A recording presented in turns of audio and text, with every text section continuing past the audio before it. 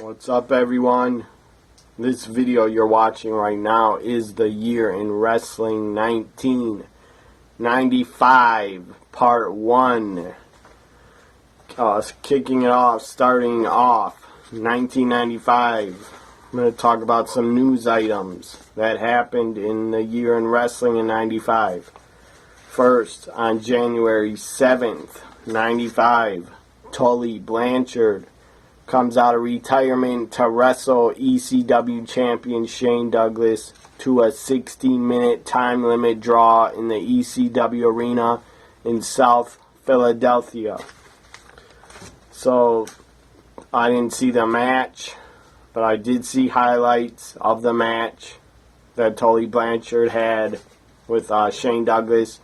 And for coming out of retirement, Tully Blanchard looked pretty damn good, and he did well in the 60-minute match against ECW World Champ Shane Douglas, the franchise.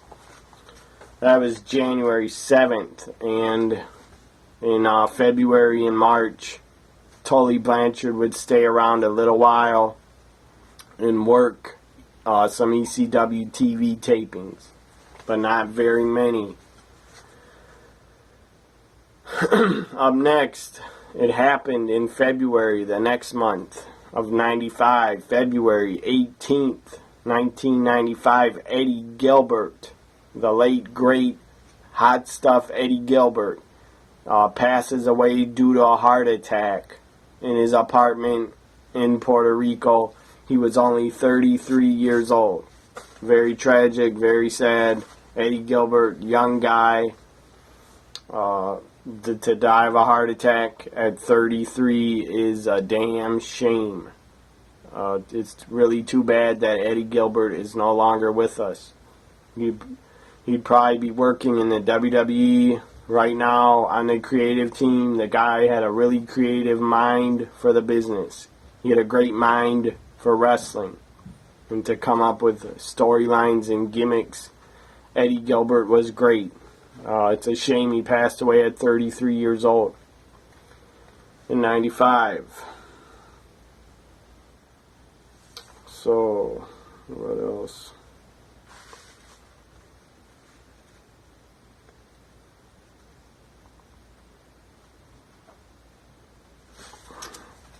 March 95. Got some more news for you.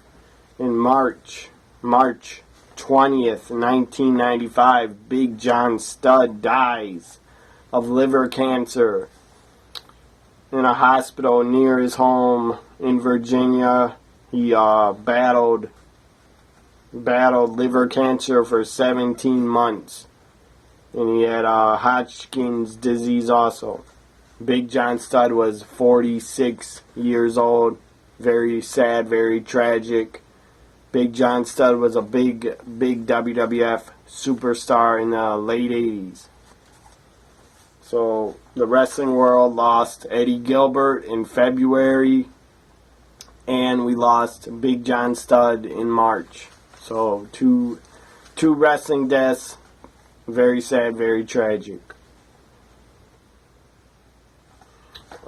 That's all the news I'm going to talk about right now about 95. Now I'm going to talk about the first pay-per-view of the year.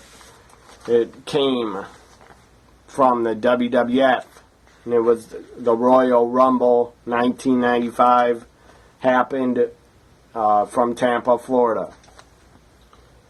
First match of the pay-per-view, Jeff Jarrett defeated Intercontinental Champion Razor Ramon to win the Intercontinental Championship. Jarrett had won by countout, but the match was restarted. The match was restarted in 14 minutes, 34 seconds into the match when Razor Ramon agreed to continue the match.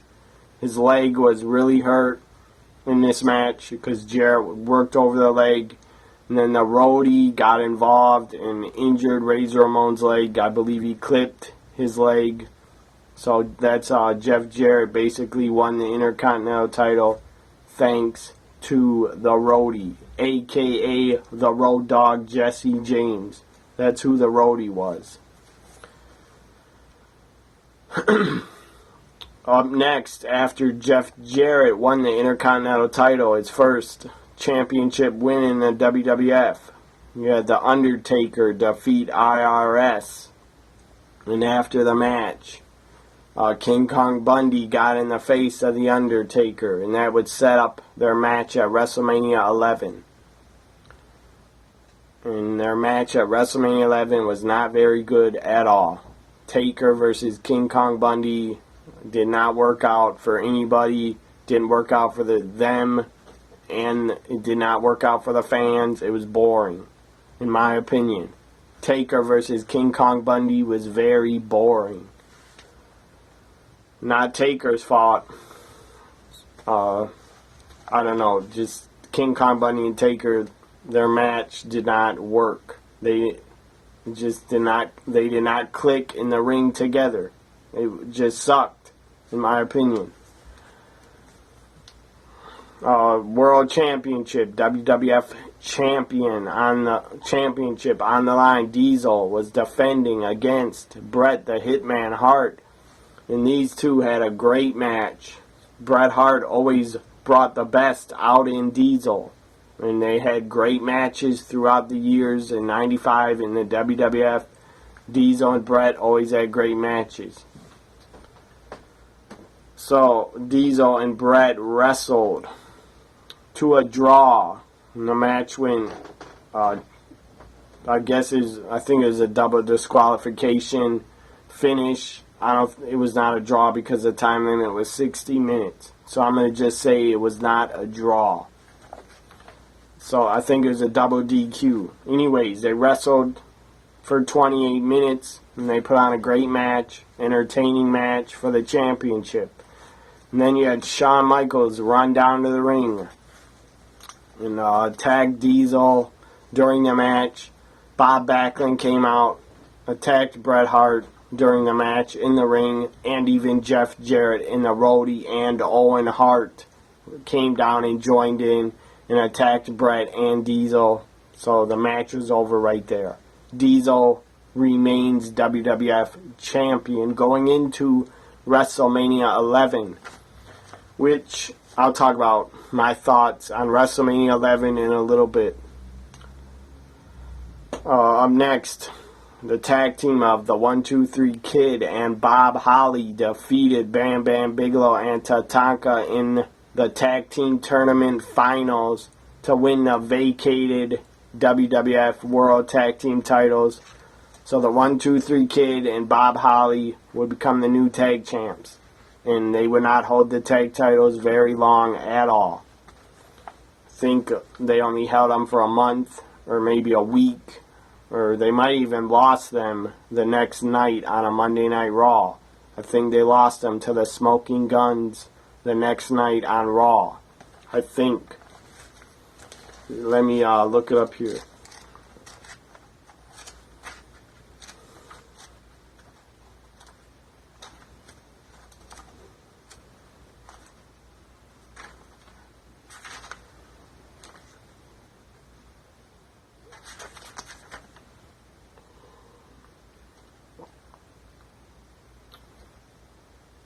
So, yeah, January 22nd, the 1-2-3 Kid and Bob Holly won the tag titles.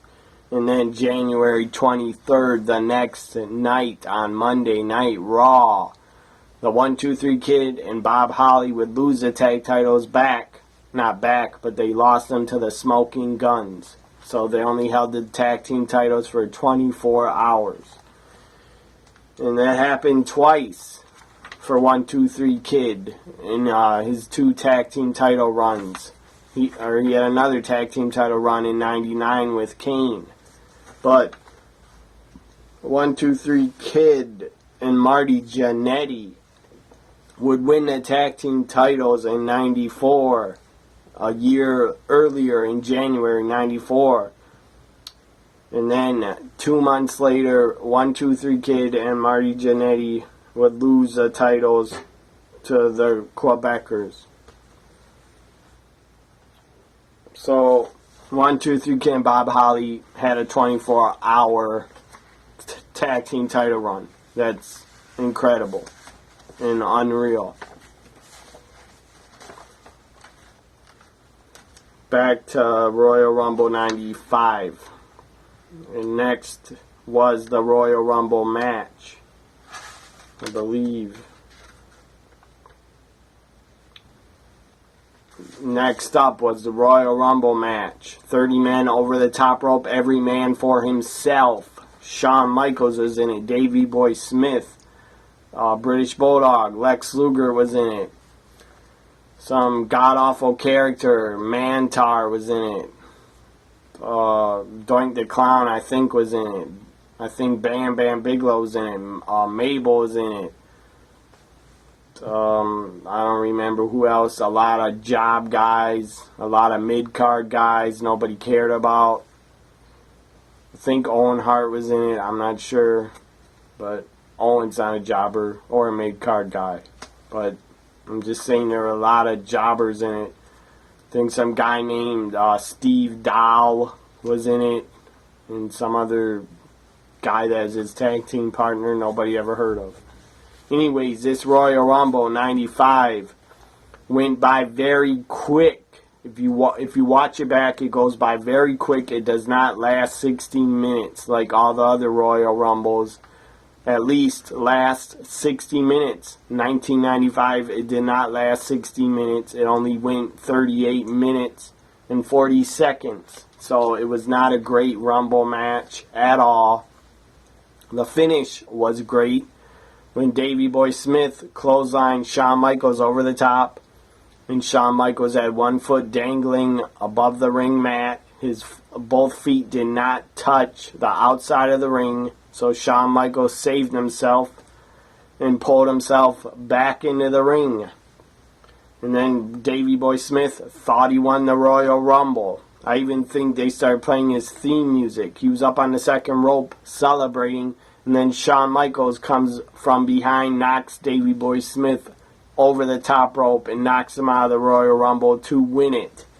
HBK wins the 1995 Royal Rumble, and it was a great finish. But the match was not very good. It went by way too quick, and there were a lot of nobodies in the Rumble for 95. 95 Rumble, I loved the finish. I loved Shawn Michaels winning it because I'm a big Shawn Michaels fan. And Mark, I loved the guy his entire career. He's one of my favorite wrestlers. He's in my top 5 of favorite wrestlers of all time. So I was a big Shawn Michaels fan, especially in 96 and 97 and 98. But anyways, it was a great finish, but you had a lot of guys that were nobodies. So 1995, even though Shawn Michaels won it, and he's a Hall of Famer, and he's a Hall of Famer, and a Hall of Fame talent, the 95 Rumble was probably my least favorite of all the Royal Rumbles. Because it just went way too fast, and the match did not click at all, and it did not go well.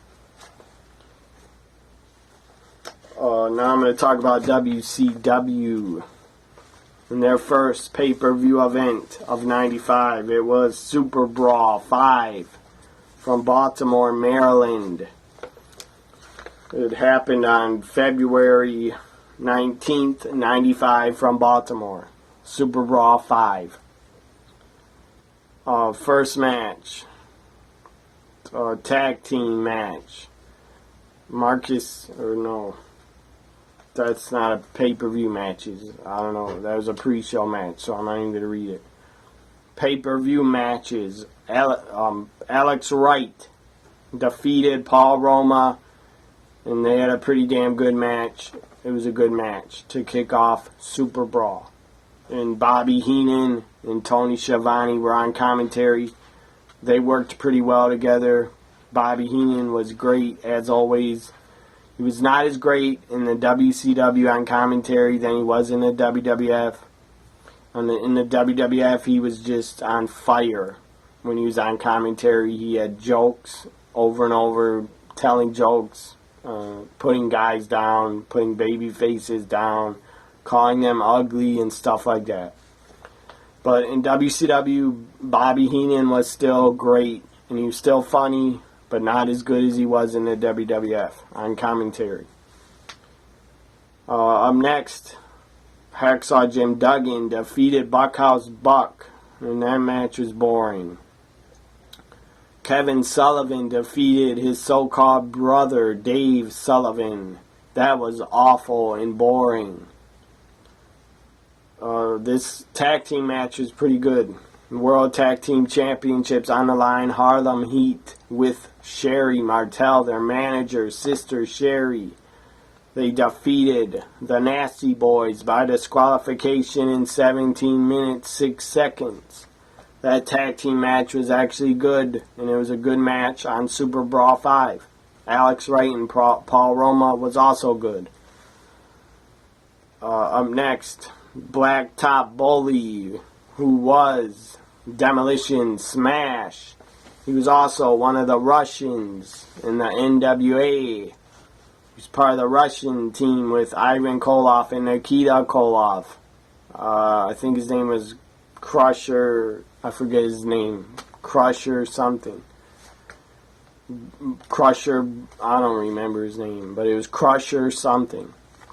He was Crusher, one of the Russians in the NWA before he became and went to WWF and became Smash of Demolition.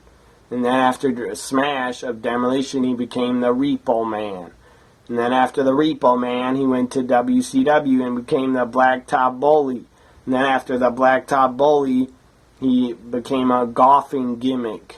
And he came out with golf clubs like he was a golfer. And it was just very odd and stupid.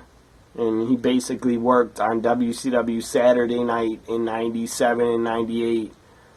So they were still paying Barry Darsow. That's his real name. And I think as a golfer gimmick, he was known as Barry Darsow. So, but he was Blacktop Bully in 95 when he came into WCW. And he had this blowhorn, this stupid blowhorn. He came out blowing it, and it ran out of gas, and it stopped blowing. And that was pretty funny. And he was like dressed as a trucker, like he was a trucker, and it was just a bad, awful, stupid-ass gimmick that WCW gave him, and the Blacktop Bully was just stupid. So he took on Dustin Rhodes, the Natural. And Blacktop Bully defeated Dustin Rhodes, and it was pretty boring. But Dustin Rhodes, great worker. Blacktop Bully wasn't that bad a worker, but his character was awful. He was an okay wrestler. Up next, the tag team of Macho Man Randy Savage and Sting. You think they had some intensity? They were fired up to be teaming together for the first time. They worked really well as a tag team. So Sting and Randy Savage defeated the Avalanche and Big Bubba Rogers. And that was an okay tag match because Sting and Macho Man were in it. Two of my favorite guys ever to watch. Up next, in the main event, WCW World Championship on the line, Hulk Hogan defeated Big Van Vader by disqualification when Ric Flair interfered. In 94, Ric Flair lost at Halloween Havoc in a retirement match. So he was supposed to be retired, but he got involved and he interfered. Of course, Ric Flair was going to get involved. All of us fans knew it that were watching it. I believe Ric Flair had a front row seat. So, of course, he's going to get involved. He was Ric Flair. He was not going to stay retired. He was like 45 or 46 years old. He was not going to stay retired in 95. There's no way in hell that was going to happen. So all the fans knew Ric Flair would interfere and get involved, and he did. Now, I'm not bashing Ric Flair at all for getting involved. It was just too predictable that Flair was going to jump in there. I love Flair. I'm a huge Ric Flair fan. He's one of my all-time favorites. He's in my top 5 of all-time favorites. So Hulk Hogan defeats Vader and retains the world title by DQ. And a lot of people thought and still think that Vader should have won the WCW championship. You didn't have to win at Superbrawl, but they did have another match at the next pay-per-view a month later called WCW Uncensored 95, the first uncensored that WCW put on. And Hogan and Vader had a strap match. Again, they headlined a pay-per-view for the world title. And again, Hogan defeated Vader. And if they were going to give the title to Vader, it should have been at Uncensored 95, but it did not happen. Probably because Hogan had creative control in his contract, and he was not going to lose to Vader and lose the title anytime soon.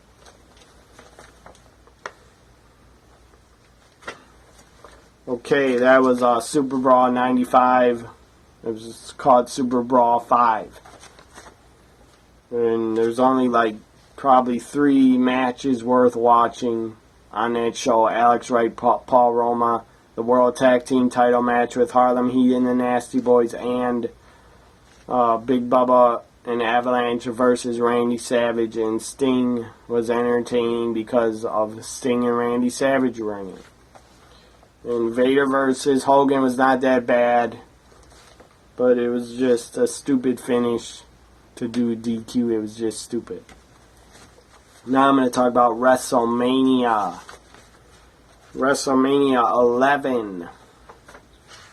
Before I talk about WrestleMania 11, WWF in 95 started doing more pay-per-view events. Excuse me there.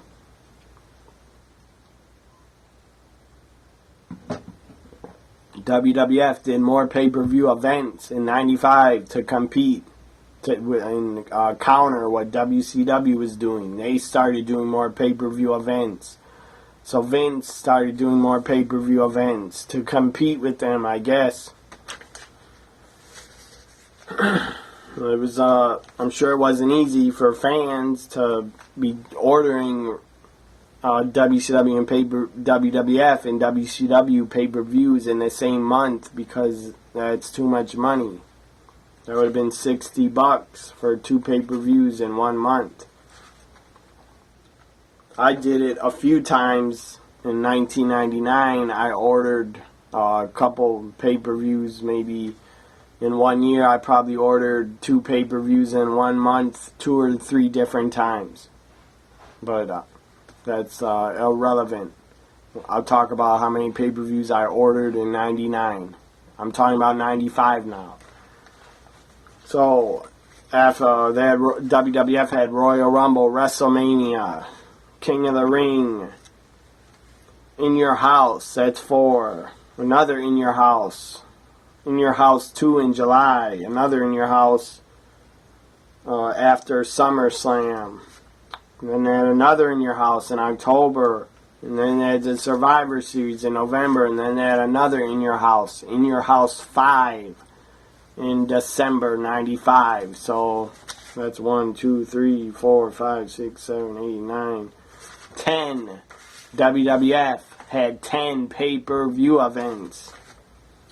10 pay-per-views. Maybe more. Let's see, 1, 2. I counted 10. Maybe I'm wrong.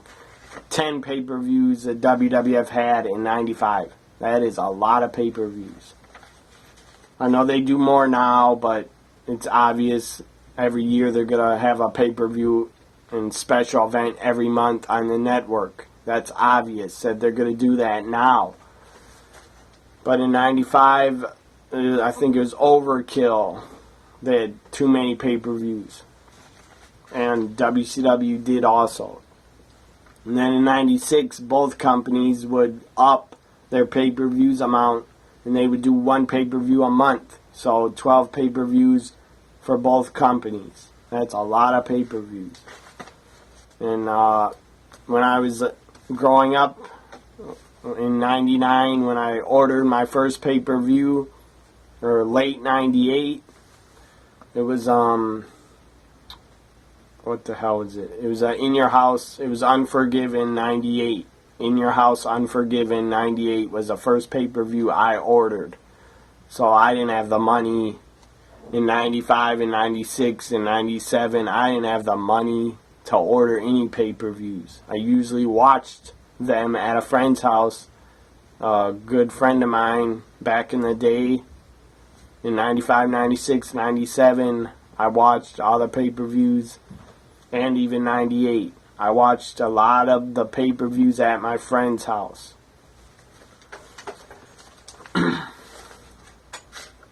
Because how the hell was I going to order a pay-per-view in 95? I was only 11 years old. Starting in January 95, I was 11. So I had no money to order any goddamn pay-per-view. And I didn't bother asking any one of my parents, my mother, because my father was obviously gone in 95. He passed away in 93. Anyways, I couldn't ask my mother to order a pay-per-view because we did not even have cable until 98.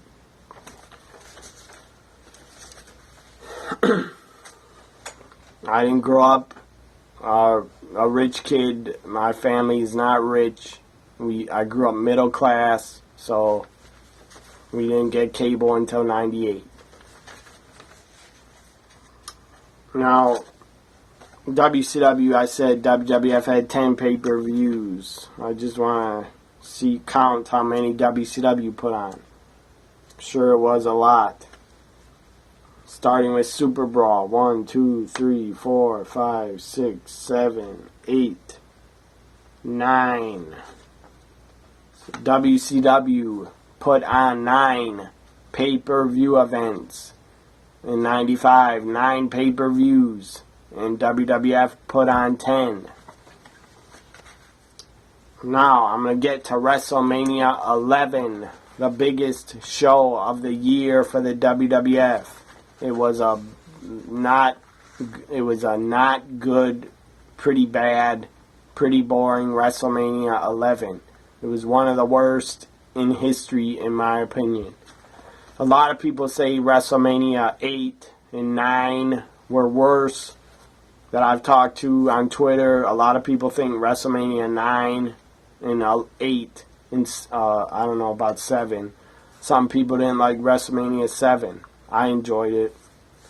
But some people say WrestleMania 8 and 9 were worse than WrestleMania 11. I disagree. WrestleMania 11 is the worst WrestleMania there is. And I'm not going to go back to WrestleMania 1 and 2 and say those were worse, because I don't think they were.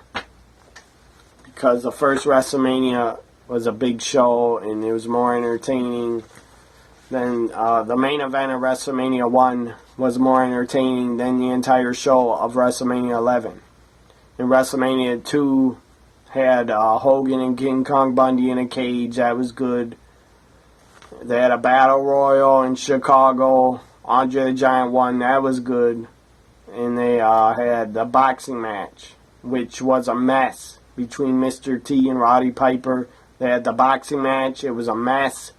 It was not good because Mr. T messed up and missed hitting Roddy Piper. He totally missed him. It looked fake as fuck. It was Mr. T screwed it up, but the boxing match was still entertaining at WrestleMania 2. So, in my opinion, maybe a lot of people will not agree with me, but WrestleMania 11 was the worst. In my opinion, the worst and most boring and most not entertaining WrestleMania of them all was WrestleMania 11. Very boring.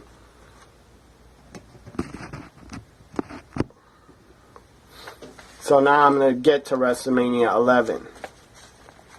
Nothing against the talent that was on WrestleMania 11. There was a lot of great talent, a lot of Hall of Fame talent. The show just did not click. For me, it was boring. First match was Davey Boy Smith and Lex Luger. They were a new tag team. They defeated Jacob and Eli Blue. They were a tag team. They looked like mountain men. They were in Smoky Mountain Wrestling, were Jacob and Eli Blue. Before this, they were also in ECW in 93 and 94. They were known as the Bruise Brothers. And they came to WWF in 95, and they were not around that long. And they were known as Jacob and Eli Blue and Zeb Coulter. I forgot his name then, was Zebekiah something. Zebekiah. I don't remember his manager name. But he was Zeb Coulter, and he managed Jacob and Eli Blue in 95 in the WWF. And also later, Jacob and Eli Blue would become the DOA Disciples of Apocalypse tag team, and later on in WCW they become the Harris Brothers, and then they even went to TNA and they were still the Harris Brothers. So Lex Luger and Davey Boy defeated Jacob and Eli Blue, and it was boring. The tag team match only lasted 6 minutes. It did not feel like a WrestleMania match, and it should have not even been on WrestleMania. Up next, Razor Ramon defeated Intercontinental Champion Jeff Jarrett by disqualification. This match was only 13 minutes. Could have went much longer. Razor and Jeff always had great matches, put on great matches, one-on-one with each other. They always had good matches. I don't know why it ended so quick. Probably because they needed time for Lawrence Taylor versus Bam Bam. But Razor should have won the Intercontinental title at WrestleMania 11. But I don't know why they didn't go through with it. Probably because Jeff Jarrett was a heel, and they wanted him to keep the Intercontinental title for Shawn Michaels. Later on in July 95, Shawn Michaels would defeat Jeff to become the Intercontinental Champ again. But Razor wins by DQ. So Jeff Jarrett retains the Intercontinental title, and the Roadie did interfere again. The Undertaker continued his streak. And when he won at WrestleMania 7, he won at 8, he won at 9. He was not on WrestleMania 10. He came back WrestleMania 11. The streak continued, and he beat King Kong Bundy to go 4-0. Go 4-0 at WrestleMania. And he was 4-0 in 95, and the streak went all the way up until 2014, where he would lose, obviously, to Brock Lesnar. Everybody knows Brock beat the streak and conquered the streak at WrestleMania 30. So, back in 95, Undertaker became 4-0 at WrestleManias. Up next, the tag team titles were on the line. Owen Hart and Yokozuna challenged the Smoking Guns for the tag team titles. And Owen Hart and Yokozuna, a new tag team. I believe Jim Cornette was their manager. They won the tag team titles and defeated the Smoking Guns in 9 minutes and 41 seconds.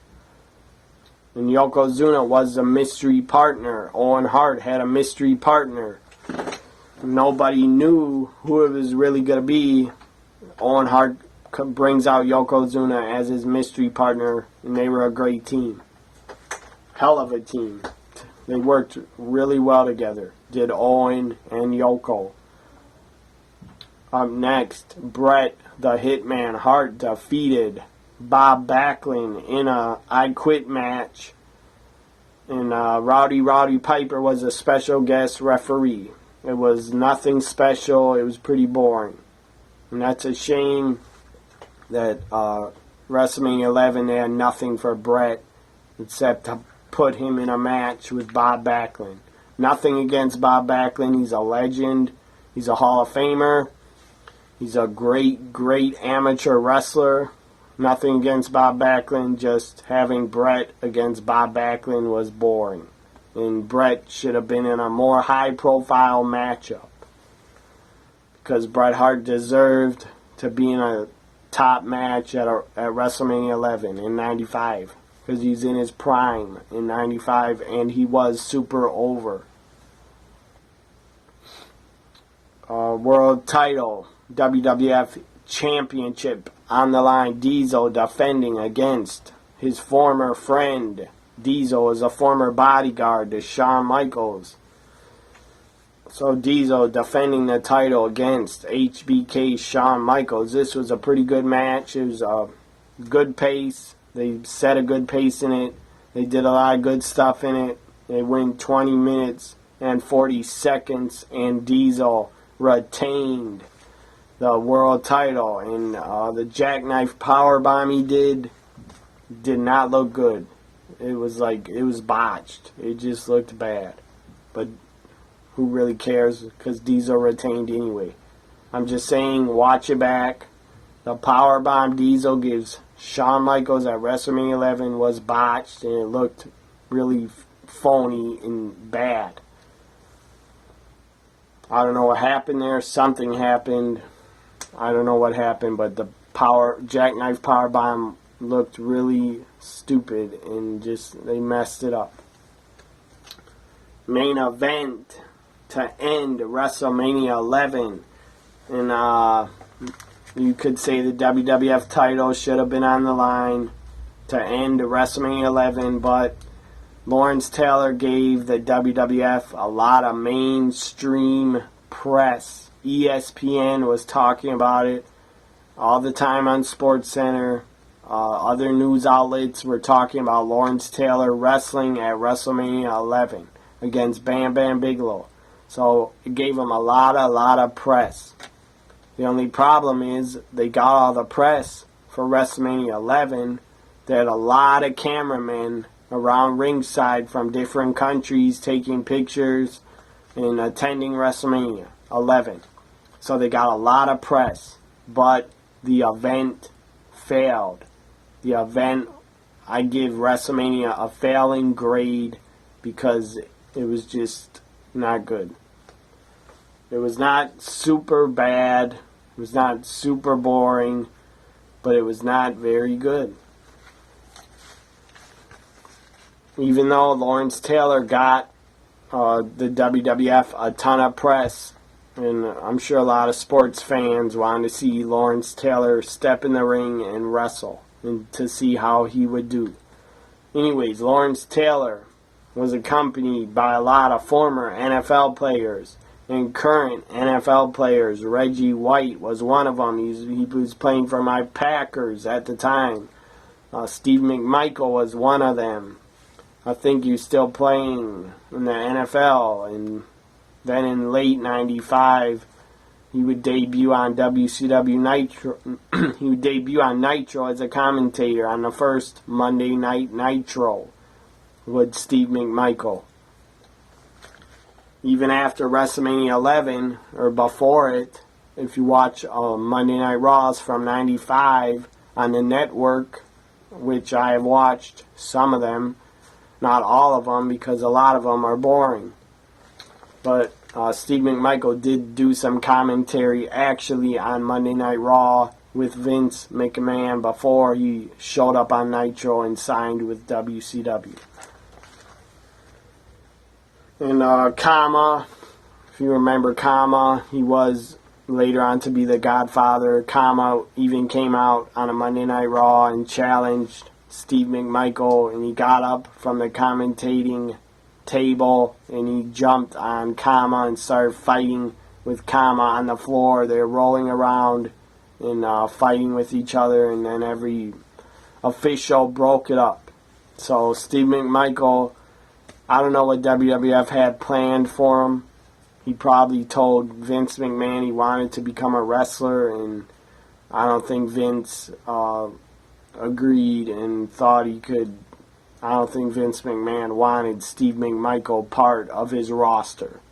So WCW, they took him, they signed him, and he became a commentator on Nitro in 95 and 96. And then he was not a very good wrestler, but he was okay. Steve McMichael would make his debut in the summer of 96 in WCW and actually become a member of the Four Horsemen. I wish Steve McMichael was never in the Four Horsemen, but he was. Can't take history, can't take that away from him. He was a member of the Horsemen. Even though I don't like the guy, he was still a member of the Four Horsemen. It's a damn disgrace. Chris Benoit became a member of the Horsemen because of what he did later on, murdering his family and killing himself.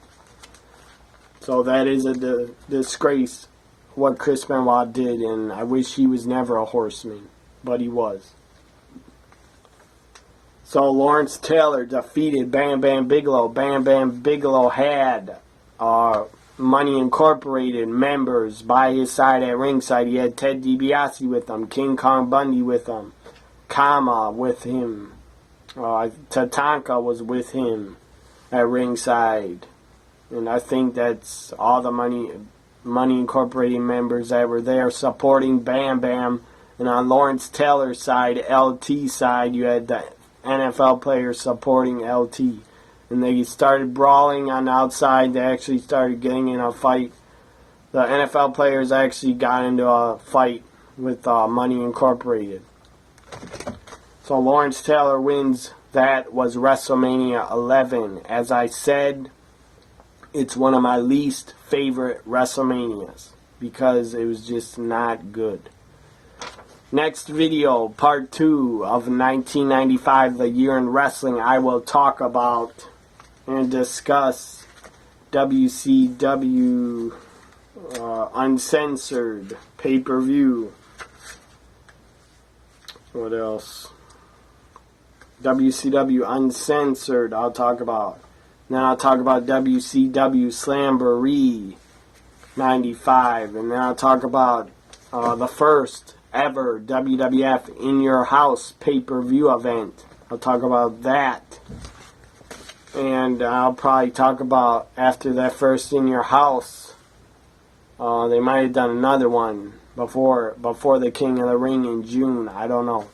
But I'll talk about at least 3 more pay-per-view events, probably 4 more pay-per-view events in 95 from the WWF and WCW. I'll also discuss a couple feuds that were going on in ECW in 95. Cactus Jack was feuding and had some great hardcore matches with the champion, the Sandman. They had a barbed wire match that I own on DVD that was great from the ECW arena. Cactus Jack challenged the Sandman. That happened at, I can't remember the name of the goddamn show. It's called ECW, I think it's called Hoodies, Choke Slams, and something else. I don't remember.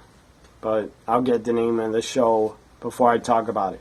So I'll talk about some ECW, WWF, and WCW pay-per-views again in part 2 of the Year in Wrestling 1995. I hope you enjoyed part 1 of the Year in Wrestling 1995. Hope you watched. If you enjoyed it, like my video, or share it, or retweet it, or do something with it, or favorite it. Hope you enjoyed it. Bye for now, everybody.